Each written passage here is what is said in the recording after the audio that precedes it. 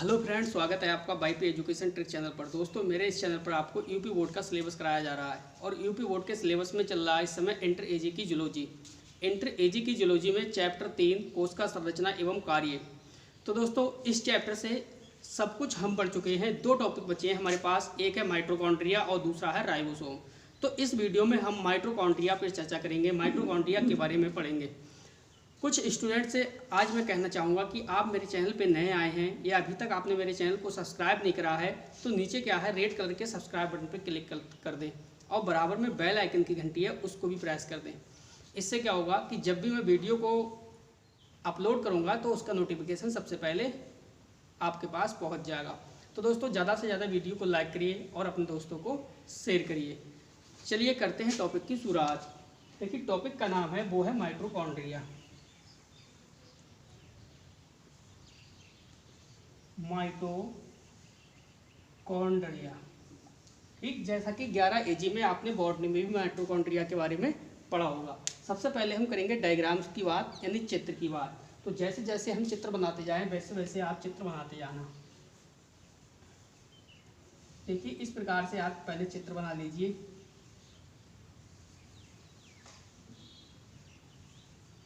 इस प्रकार से आप चित्र बनाएंगे। पहले मेरे साथ में आप चित्र बनाते हुए चलिए।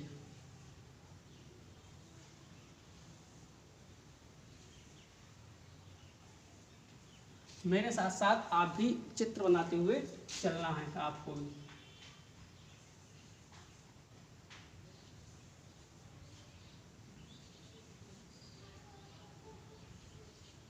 देखिए, माइटोकॉन्ड्रिया अच्छा टॉपिक है। पहले हम डायग्राम बनाते हैं, इसके बाद हम विस्तार से इस पर चर्चा करेंगे। बहुत ही अच्छा टॉपिक है माइटोकॉन्ड्रिया।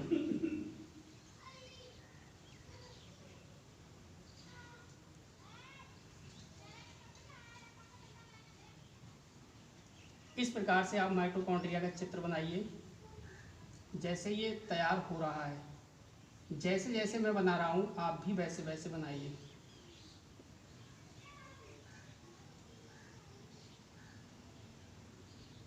माइटोकॉन्ड्रिया, माइटोकॉन्ड्रिया की खोज किसने की ये भी आपको पता होगा। माइटोकॉन्ड्रिया नाम किसने दिया ये भी पता होगा। माइटोकॉन्ड्रिया का कार्य क्या है ये भी पता होगा। सब कुछ जानेंगे हम इसी वीडियो में। तो वीडियो को आप ज़्यादा से ज़्यादा लाइक करिए और मेरे चैनल को ज़्यादा से ज़्यादा आप सब्सक्राइब करके रखिए। देखिए, डायग्राम को आप जैसे मैं बना रहा हूँ आपको डायग्राम वैसे ही बनाना है, कुछ भी अलग नहीं करना, कुछ भी आपको अलग नहीं करना है। जैसे जैसे डायग्राम, जैसे जैसे चित्र मैं बना रहा हूँ वैसे वैसे आप डायग्राम को बनाइए। बहुत ही आसानी, बहुत ही सिंपल तरीके से।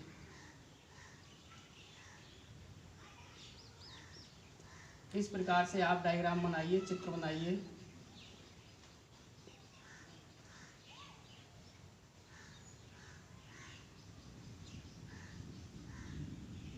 अब बात करते हैं इस डायग्राम में नॉमेनक्लेचर करते हैं, नाम देते हैं, ठीक है। तो सबसे पहले देखिए, सबसे बाहरी लेयर होती है, ये वाली लेयर है, इसे बोलोगे आप आउटर चैम्बर। क्या बोलोगे? Outer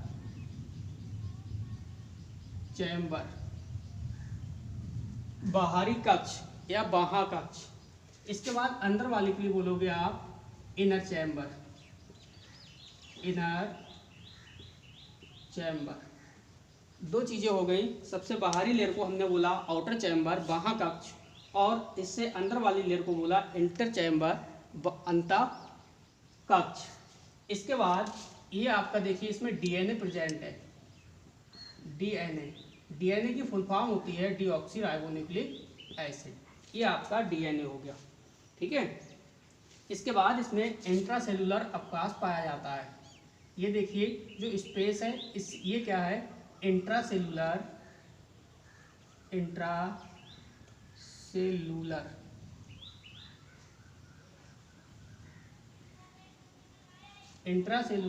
membrane.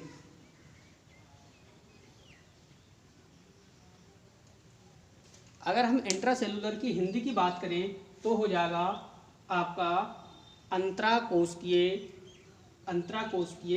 मेम्ब्रेन को हिंदी में बोलते हैं स्थान, नहीं मेम्ब्रेन झिल्ली है, अंतराकोशिकीय स्थान। या अंतराकोशिकीय झिल्ली बोल सकते हो आप, या अंतरकला स्थान बोल सकते हो, वो आपकी मर्जी। ठीक है, अगली हम बात करें तो ये आपकी देखिए अंगुली सदृश संरचना है इस ये वाली, तो ये वो कहलाएगी आपकी क्रस्टी। क्या कहलाएगी? क्रस्टी। इंग्लिश में लिखोगे तो भी क्रस्टी और हिंदी में लिखोगे तो भी आपकी क्रस्टी ही कहलाएगी। इसके बाद ये आपने लगा रखा है, ये सूक्ष्म कण हैं, इन्हीं सूक्ष्म कणों को हम क्या कहते हैं? ऑक्सीसोम।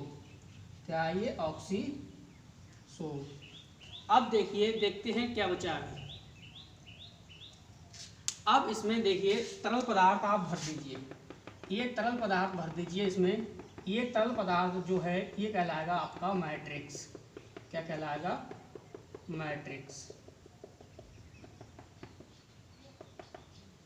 देखिए ये आपका है मैट्रिक्स, समझ गए? तो एक बार मैं फिर से रिवाइज करा देता हूँ आपके लिए। देखिए सबसे बाहरी लेयर है वो है आउटर चैम्बर, अंदर वाली इनर चैम्बर, डीएनए इसमें प्रेजेंट है, अंगुली सदृश रचना है, ये कहलाएगी क्रस्टी। इसके ऊपर जो सूक्ष्म कण लगे हुए हैं ये कहलाएंगे ऑक्सीसोम। इसके अंदर तरल पदार्थ भरा है, ये है मैट्रिक्स। सही है। तो सबसे पहले हम ये जानेंगे कि माइटोकॉन्ड्रिया की खोज किसने की। अगर हम माइटोकॉन्ड्रिया की खोज के बारे में बात करें तो खोज की है अल्टमान ने। अल्टमान। अब इसने किस सन में की है? वो की है 1886 में। 1886 में। अब नाम किसने दिया? तो माइटोकॉन्ड्रिया नाम दिया है बेंडा ने। बेंडा का पूरा नाम है सी बेंडा। ठीक है। अगर हम इसके आकार की बात करें तो जो ये है माइटोकॉन्ड्रिया, ये 2.5 म्यू गुणे 0.5 से 2, 0.5 से 2 म्यू आकार की गोलाकार और सल्काकार रचनाएं हैं।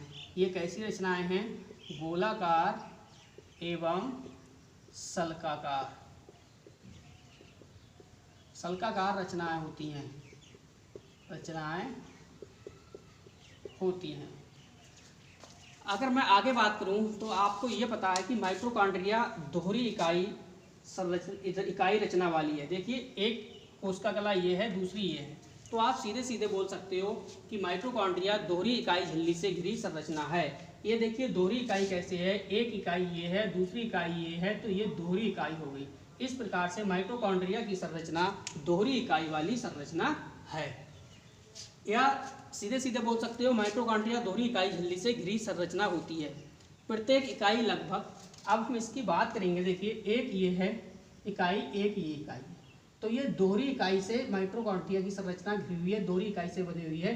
तो अगर एक इकाई की बात करें, इसकी मोटाई की बात करें तो कम से कम 60 एंगस्ट्रॉम मोटी होती है। कितनी होती है? 60 एंगस्ट्रॉम मोटी होती है। नेक्स्ट अगर हम बात करें तो देखिए इन दोनों झिल्लियों के मध्य में जो स्थान पाया जाता है, देखिए एक झिल्ली ये है, एक झिल्ली ये है, ये जो बीच का स्थान है, ये जो बीच का स्थान है, या ये जो बीच का गैप है, ये जो स्थान है बीच का, तो ये क्या कहलाएगा? ये कहलाएगा इंट्रासेलुलर मेम्ब्रेन। क्या कहलाएगा? इंट्रासेलुलर मेम्ब्रेन, अंतरकला स्थान। अगर हम हिंदी में बात करें तो क्या कहलाएगा? अंतरकला स्थान। अंतरकला स्थान। आगे समझिए, वहाँ इकाई झिल्ली बिल्कुल सपाट होती है, बाहरी झिल्ली है बिल्कुल सपाट है, कोई प्रॉब्लम नहीं है, बिल्कुल सपाट है ये। नेक्स्ट पॉइंट की बात करें हम तो भीतरी झिल्ली क्रस्टी के रूप में उभरी रहती है। बिल्कुल सही बात है, भीतरी झिल्ली है ये भी किसके रूप में? ये क्रस्टी के रूप में उभरी रहती है। भीतरी झिल्ली की बात कर रहे हैं। नेक्स्ट, अब क्रस्टी पर संवृत, ये देखिए क्रस्टी है, क्रस्टी पर संवृत ये सूक्ष्म कण है ना, ये सूक्ष्म कण है। ये सूक्ष्म कण क्या कहलाते हैं दोस्तों? ऑक्सीसोम कहलाते हैं। ये देखिए ये सूक्ष्म कण क्या कहलाते हैं? ऑक्सीसोम कहलाते हैं। नेक्स्ट, माइटोकॉन्ड्रिया की गुहा में प्रोटीन युक्त अर्धतरल मैट्रिक्स भरा रहता है। तो बिल्कुल सही बात है, माइटोकॉन्ड्रिया में प्रोटीन युक्त अर्धतरल क्या है? ये भरा है, अर्धतरल है। ये क्या भरा है? मैट्रिक्स भरा है। ये आपने इसके अंदर क्या भरा था? ये देखिए मैट्रिक्स भरा है, ये आ गया आपका मैट्रिक्स। आगे बात करें तो इसमें श्वसन एंजाइम भी पाए जाते हैं, बिल्कुल सही बात है, इसमें श्वसन एंजाइम भी पाए जाते हैं, श्वसन एंजाइम भी पाए जाते हैं, इसमें श्वसन एंजाइम भी पाए जाते हैं। अब हम बात करें कि माइटोकॉन्ड्रिया में होता क्या क्या है, तो माइटोकॉन्ड्रिया में 60 से 65% क्या होता है दोस्तों, प्रोटीन होता है। 60 से 65% क्या होता है, प्रोटीन होता है। और 25 से 30% आपका फास्फोलिपिड होता है। क्या होता है, फास्फोलिपिड। नेक्स्ट की बात करें तो 0.5% आरएनए, 0.5% क्या होता है, आरएनए होता है। आरएनए की फुल फॉर्म होती है राइबोन्यूक्लिक एसिड। तथा सूक्ष्म मात्रा में कुछ डीएनए भी पाया जाता है। देखिए इसमें डीएनए भी है। सूक्ष्म मात्रा यानी सूक्ष्म मतलब बहुत कम, सूक्ष्म मात्रा में क्या पाया जाता है, इसमें डीएनए भी पाया जाता है। डीएनए के कारण ही माइटोकॉन्ड्रिया में क्या होता है, इसके कारण ही माइटोकॉन्ड्रिया के अंदर क्या होता है, स्वयं द्विगुणन की क्षमता होती है, स्वयं द्विगुणन की क्षमता होती है। दोस्तों वीडियो को लाइक नहीं करा, प्लीज़ वीडियो को लाइक करिए। एक बार आपको फिर से रिपीट कराता हूँ, देखिए अच्छे से समझिए इस बार। देखिए माइटोकॉन्ड्रिया है हमारा टॉपिक, क्या है, माइटोकॉन्ड्रिया। अब माइटोकॉन्ड्रिया की खोज की है, वो की है अल्टमान ने 1886 में। नाम दिया है सी बेंडा ने। किसने, सी बेंडा ने। अब आपको ये बताना है कि माइटोकॉन्ड्रिया का आकार है ये 2.5 म्यू गुणे 0.5 से 2 म्यू तक होता है। ये गोलाकार एवं शल्काकार रचनाएं होती हैं। इसमें श्वसन एंजाइम भी पाए जाते हैं, अब आपको ये बताना है कि इसमें सबसे बाहरी लेयर जो होती है वो आउटर चैम्बर होती है, अंदर वाली लेयर को हम बोलते हैं इनर चैम्बर। माइटोकॉन्ड्रिया के अंदर सूक्ष्म मात्रा में डीएनए भी पाया जाता है। इसमें माइटोकॉन्ड्रिया में अंगुली सदृश रचना क्रेस्टी भी होती है। क्रेस्टी के ऊपर समृद्ध सूक्ष्म कण पाए जाते हैं जिन्हें हम ऑक्सीसोम बोलते हैं। दो कोष आप सीधे सीधे बोल सकते हो। इसमें एक पॉइंट छूट रहा है, 1 मिनट। हाँ, इसमें सीधे सीधे आप बोल सकते हो कि दो इकाइयों के बीच के गैप को, या दो इकाइयों के, जैसे एक इकाई है एक इकाई है, इन दोनों के बीच के गैप को इसको क्या बोल सकते हो, इंट्रासेलुलर मेम्ब्रेन भी बोल सकते हो, अंतरकला स्थान भी बोल सकते हो आप। और इसमें बहुत ही कम सूक्ष्म मात्रा में क्या पाया जाता है, डीएनए भी पाया जाता है। ठीक है, सूक्ष्म मात्रा में जब डीएनए पाया जाएगा तो डीएनए के कारण ही इसमें क्या होता है, स्वयं द्विगुणन की क्षमता होती है। अब बात करते हैं कि माइटोकॉन्ड्रिया के अंदर क्या क्या होता है, कौन कौन सा पदार्थ मिला होता है। तो देखिए माइटोकॉन्ड्रिया के अंदर 60 से 65% क्या होता है, प्रोटीन होता है। 25 से 30% क्या होता है, फास्फोलिपिड होता है। 0.5% आरएनए होता है। आरएनए की फुल फॉर्म मैंने बता दी आपको, राइबोन्यूक्लिक एसिड होता है। बस इतना ही माइटोकॉन्ड्रिया में था। अब हम माइटोकॉन्ड्रिया के जानेंगे कार्य। माइटोकॉन्ड्रिया के कार्य क्या हैं, सही है। देखिए माइटोकॉन्ड्रिया का जो मुख्य कार्य है, तो आपने फर्स्ट ईयर एजी में भी पढ़ा होगा कि माइटोकॉन्ड्रिया को कोशिका का क्या कहते हैं, पावर हाउस कहते हैं। कोशिका का पावर हाउस कहते हैं। क्यों कहते हैं, क्योंकि इसमें ऑक्सीकरण के फलस्वरूप बनने वाले एटीपी अणुओं का संग्रह होता है। क्यों कहते हैं, क्योंकि इसमें ऑक्सीकरण के फलस्वरूप बनने वाले एटीपी अणुओं का संग्रह होता है। एटीपी ही कोशिकाओं अभिक्रियाओं के लिए सुगमता से उपलब्ध होने वाला ऊर्जा का स्रोत है। ये था, इसकी थ्योरी थी। एक बार फिर से रिवाइज करवाना चाहूँ तो एक बार प्लीज़ फिर से रिवाइज कर दे रहा हूँ आपके लिए। तो प्लीज़ वीडियो को लाइक करिए, चैनल को सब्सक्राइब करिए, फिर से समझ लीजिए डिटेल से, बिल्कुल सिंपल साधारण शब्दों में। ठीक है, मज़ा आएगा आपको, बिल्कुल इजी शब्दों में, बहुत ही रोक के समझाऊंगा इस बार। देखिए सबसे पहला पॉइंट, माइटोकॉन्ड्रिया की खोज अल्टमान ने 1886 ईस्वी में की। नाम दिया बेंडा ने। बेंडा का पूरा नाम है सी बेंडा। यह 0.5 म्यू गुणे 0.5 से 2 म्यू तक होता है। यह गोलाकार एवं शल्काकार रचनाएं होती हैं। इसमें श्वसन एंजाइम भी पाए जाते हैं। माइटोकॉन्ड्रिया दोहरी इकाई झिल्ली से घिरी रचना होती है या घिरी रचना होती है। इसमें बाहरी रचना के लिए क्या बोल सकते हो, या बाहरी इकाई के लिए क्या कहते हैं हम, आउटर चैम्बर कहते हैं। अंतर लेयर को हम बोलते हैं इनर चैम्बर। माइटोकॉन्ड्रिया के अंदर सूक्ष्म मात्रा में डीएनए भी प्रेजेंट होता है। माइटोकॉन्ड्रिया के अंदर अंगुली सदृश रचना एक होती है जिसे हम क्रेस्टी बोलते हैं। क्रेस्टी के ऊपर सूक्ष्म कण पाए जाते हैं जिन्हें हम बोलते हैं ऑक्सीसोम। दो कोशिकीय या दो रचनाएं बोल सकते हो आप, या दो क्या बोल सकते हो आप, दो इकाई झिल्ली बोल सकते हो आप, दो इकाई बोल सकते हो। इनके बीच का गैप या बीच में जो स्थान पाया जाता है इसे हम बोलते हैं इंट्रासेलुलर मेम्ब्रेन, अंतरकला स्थान। ठीक है, अब आप बताओगे कि माइटोकॉन्ड्रिया के अंदर क्या क्या पाया जाता है। तो माइटोकॉन्ड्रिया में 60 से 65% प्रोटीन्स पाई जाती है, 25 से 30% फास्फोलिपिड पाया जाता है और 0.5% क्या होता है, आरएनए होता है। और सूक्ष्म मात्रा में क्या, डीएनए पाया जाता है। अब इसमें कुछ पदार्थ भरा रहता है, इसके अंदर तरल मात्रा में क्या पाया जाता है, एक मैट्रिक्स पाया जाता है। ये देखिए मैट्रिक्स भरा है, MATRIX मैट्रिक्स। कार्य मैं बता चुका हूँ कि माइटोकॉन्ड्रिया को कोशिका का पावर हाउस कहते हैं। अगर आगे बढ़ाओगे तो 2 लाइनें और लिखवा दूंगा, क्योंकि इसमें ऑक्सीकरण के फलस्वरूप बनने वाले एटीपी अणुओं का संग्रह होता है। एटीपी ही कोशिका अभिक्रियाओं के लिए सुगमता से उपलब्ध होने वाला ऊर्जा का स्रोत है। तो दोस्तों ये था माइटोकॉन्ड्रिया का फुल टॉपिक।